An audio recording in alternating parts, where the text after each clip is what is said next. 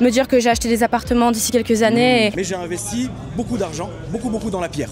Accumuler 12 appartements et aujourd'hui être totalement libre. Si l'immobilier est un placement, c'est ce que je fais moi, que ce soit à Monaco ou en France. Je pense que l'immobilier, c'est le truc le plus sûr, tu vois. Tu scrolles leurs vidéos, tu kiffes leur vie, leur lifestyle, leur humour, leurs vacances. Mais quand tu leur demandes qu'est-ce qu'il faut faire pour avoir la vie que vous avez, ils te répondent c'est simple, trouve-toi ta passion et vas-y à fond. Fais quelque chose qui te fait plaisir et fais-en ton métier. Mais la vérité, elle est tout autre. Si tu veux leur vie, n'écoute pas ce qu'ils te disent, mais fais ce qu'ils font. Ils te vendent un lifestyle, mais ils vivent d'une toute autre activité. Il y a une vérité que peu de gens osent dire sur YouTube et Instagram. Ceux qui ont réussi grâce à leur image sécurisent leur avenir avec de l'investissement immobilier. Comme Jenka qui n'arrête pas d'arborer des voitures de luxe non-stop sur sa chaîne YouTube, qui sont très jolies, c'est agréable à voir, c'est du divertissement. Ça, c'est la première étape. Mais si vous regardez bien, quand il a balancé ces deux vidéos sur ses finances personnelles et ses affaires autres que YouTube, les revenus YouTube,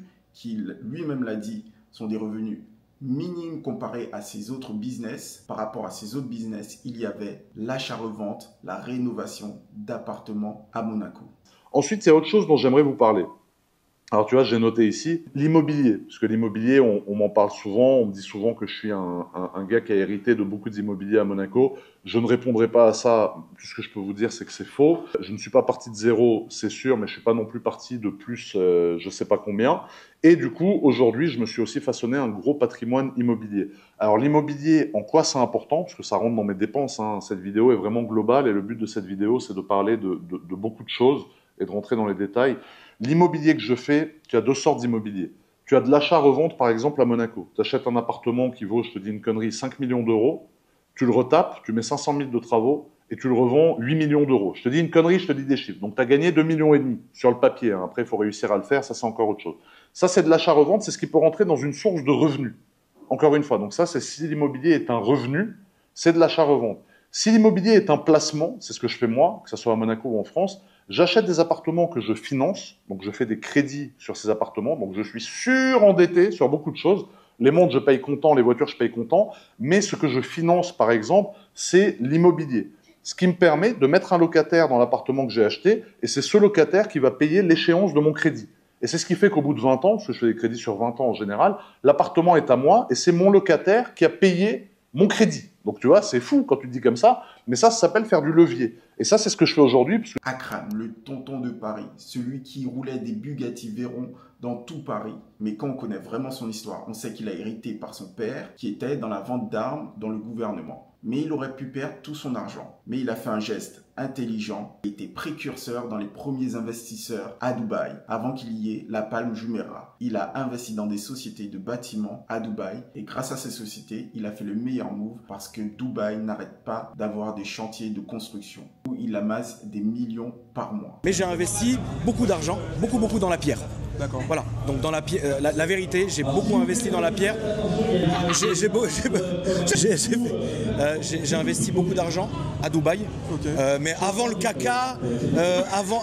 Non, c'est vrai, j'ai jamais mis un pied là-bas. Hein. Jamais mis un pied là-bas. De l'Arabie Saoudite, je suis parti en Arabie Saoudite. Ouais. On a ouvert une grosse société de cimenterie. J'ai mis mon argent là-dedans. Khalas. Et... T'as vu comment ils font pousser les immeubles? Ouais. Ah frère, on a eu du flair. Hein.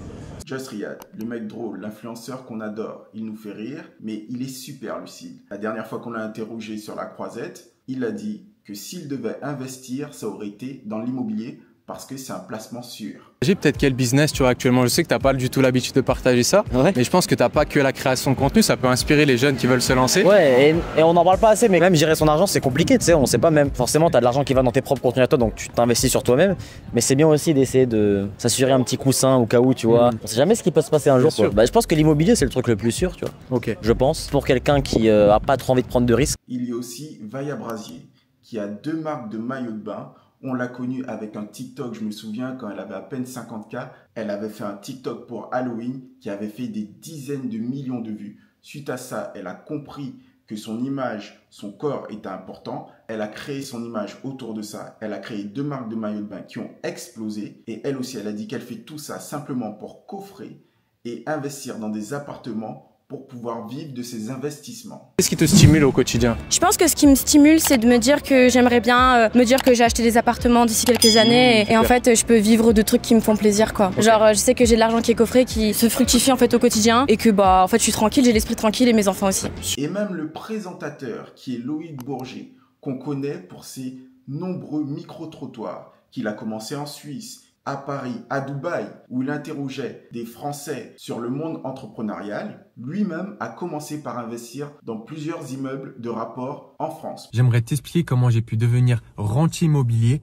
accumuler 12 appartements et aujourd'hui être totalement libre de mon temps et de mon argent. Il a commencé ses premiers business en travaillant en tant que frontalier suisse et avec son salaire de Suisse, il a commencé à investir en France. Pourquoi? Premièrement, l'immobilier est l'investissement préféré des Français. Deuxièmement, parce qu'en France, nous avons la chance d'avoir l'effet de levier bancaire. Nous avons la chance de pouvoir emprunter en mettant 10% d'apport ou parfois sans apport. Ce que je veux dire, c'est que toi aussi, tu peux copier leurs gestes, mais pas leur chance. Tu n'as peut-être pas leur notoriété, leur héritage ou encore leur audience, mais tu peux copier leur stratégie. Et ça commence dès maintenant. Le premier pas ne te coûtera pas 10 000 €. Il te coûtera juste ta flemme. Il faut te former au lieu de rêver. Tu apprends à créer du cash flow et tu achètes ton premier bien rentable. Il ne faut pas que tu confondes le décor avec les fondations. Leur lifestyle, c'est le décor. Mais leur vraie sécurité, c'est l'immobilier. Utilise ton argent pour t'acheter du temps.